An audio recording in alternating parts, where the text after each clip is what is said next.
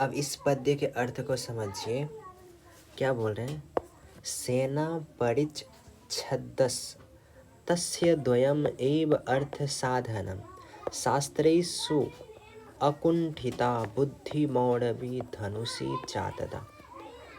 इसमें क्या बता रहे, इस पद्य में क्या बता रहे हैं कि जो राजा दिलीप है, राजा दिलीप की जो सेना थी, राजा दिलीप की जो सेना थी वो केवल समझ लीजिए परिच्छद मात्र थी। परिच्छद केवल उपकरण मात्र थी, मतलब केवल दिखावे के लिए थी, केवल अलंकार मात्र, केवल शोभा मात्र के लिए थी।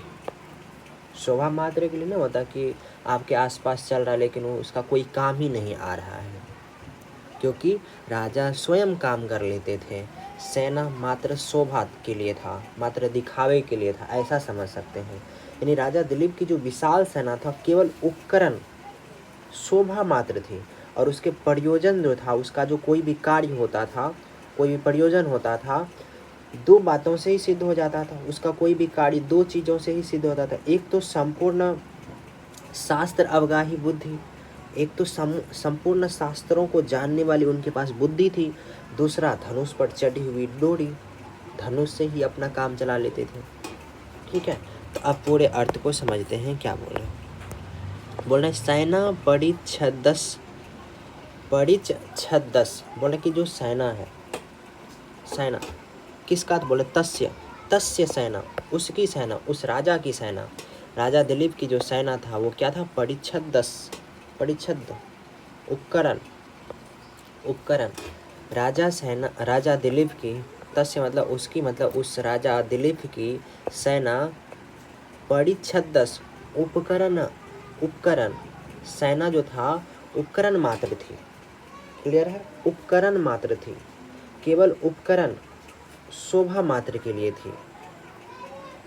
बोल रहे हैं कि अर्थ साधनम, अर्थ साधनम यानी प्रयोजन साधन, प्रयोजन की सिद्धि के लिए द्वयम एव यानी प्रयोजन की सिद्धि जो होता था केवल दो ही था।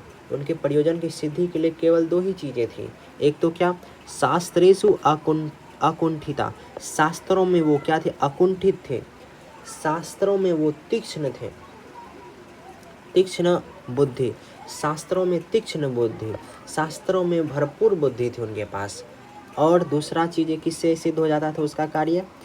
धनुषी, धनुष पर चातता, धनुष पर चढ़ा हुआ, धनुष पर तैयार मौढ़वी, धनुष पर तैयार क्या? डोरी, धनुष की डोरी, मौढ़वी मतलब डोरी।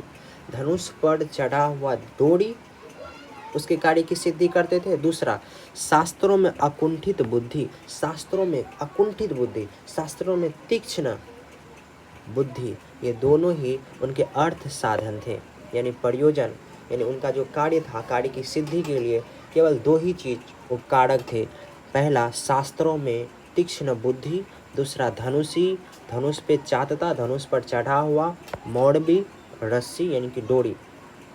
ठीक है, और सेना परिच्छदस् यानी सेना, सेना उपकरण जो था, सेना और जो हथियार वगैरह था वो केवल क्या था? केवल शोभा मात्र था। तो इस पद्य का ये अर्थ हुआ। एक बार मैं पद्य का अर्थ बोल देता हूँ, आप चाहो तो लिख सकते हो। राजा दिलीप की विशाल सेना तो केवल उपकरण यानी शोभा मात्र थी और उसके प्रयोजन इन दो बातों से ही सिद्ध हो जाते थे।